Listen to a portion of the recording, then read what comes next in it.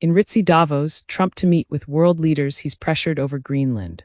Washington, President Donald Trump arrives in Switzerland on Wednesday morning with Europe on edge and the NATO alliance in crisis over his aggressive push to wrest control of Greenland.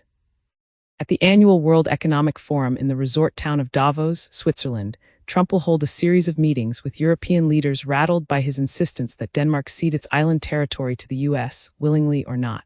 "I do not understand what you're doing on Greenland," French President Emmanuel Macron wrote Trump in a private text message that Trump posted online. Trump has recently vowed to hit Denmark and 7 other European nations with 10% tariffs next month unless they cut a deal giving up Greenland.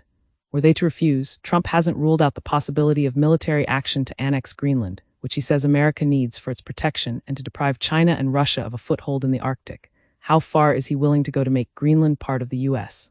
Trump was asked Tuesday at a White House news conference. "You'll find out," he said. Trump's trip will put him face to face with longtime allies who have been part of a post-to-World War II, U.S.-led order that he has upended in his return to power. He has also eyed Canada as a potential 51st state and left European nations to wonder whether he can be counted on to thwart Russia's attempt to conquer its democratic neighbor Ukraine. Scenarios that in years past would have sounded unfathomable are now playing out regularly on the world stage. On his social media site, Trump posted an image of himself planting an American flag on frozen tundra next to a sign that reads, "Greenland, U.S. Territory S 2026. Standing behind him are Vice President J.D. Vance and Secretary of State Marco Rubio. Greenland's Prime Minister warned Tuesday that the prospect of a U.S. invasion can't be ruled out. Canada, a country that Trump also wants to absorb, has reportedly drawn up plans to respond to a potential U.S. attack. In the face of Trump's latest tariff threat, European leaders are weighing retaliatory measures against the U.S. amounting to $100 billion. Ursula von der Leyen, President of the European Commission, said Monday in a speech in Davos that the economic standoff risks plunging the West into a dangerous downward spiral that only aids its adversaries.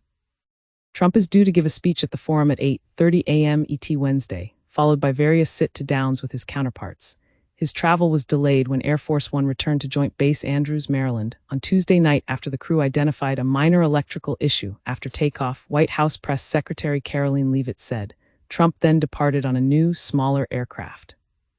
Macron invited him to travel to Paris on Thursday and meet him for dinner, but Trump said he won't go. At the news conference, he described Macron as a lame duck president who is a nice guy and a friend of mine, but someone who is not going to be there very much longer.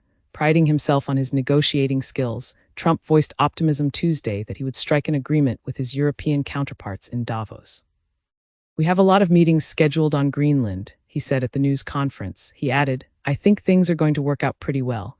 A diplomat in Trump's first term said Trump has strong reasons for wanting to acquire Greenland but hasn't articulated them cogently. Gordon Sondland, who is ambassador to the European Union in Trump's first term, said in an interview that the U.S. needs Greenland to house military defense systems and to obtain rare-to-earth minerals that will become more accessible as temperatures rise. Furthermore, Trump wants to solidly box out Russia and China or any other adversary from encroaching on the territory, he said. "He's very rough around the edges," said Sondland, a witness in Trump's first impeachment trial during the first term. "He's not explaining this well to the American people, but I think the goals are laudable. As for the Europeans, there's a lot of crocodile tears in Europe every time Trump opens his mouth. They feign insult, they feign offense. That's part of their entire shtick, if you will. They'll go to Davos and go to Trump's hotel suite and close the doors and they'll look Trump in the eye and say, 'What do you really want, Donald? Let's cut the BS,' he added. That's how it works." Head of the trip, Trump feels emboldened by the U.S. military operation that ousted Venezuela's repressive leader Nicolás Maduro, a White House official said, speaking on condition of anonymity. Trump also is encouraged by the preliminary steps toward creating what he calls a board of peace to resolve various global conflicts, the official added. He's scheduled to attend a signing ceremony involving the board in Davos on Thursday, the day he returns home. Exactly which nations will sign up is unclear. Members need to pony up $1 billion for the privilege of permanent inclusion, according to the charter. Russian President Vladimir Putin and other authoritarian leaders have been invited to join. At least one democratic leader is saying no.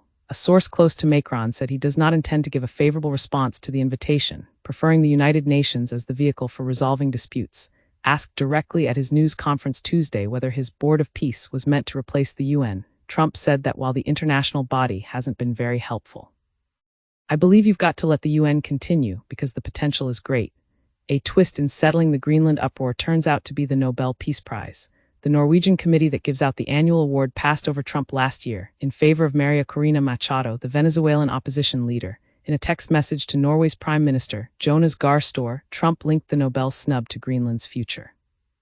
Considering your country decided not to give me the Nobel Peace Prize for having stopped 8 wars plus, I no longer feel an obligation to think purely of peace, although it will always be predominant, but can now think about what is good and proper for the United States of America. Trump wrote on the eve of Trump's arrival, local residents prepared a frosty reception.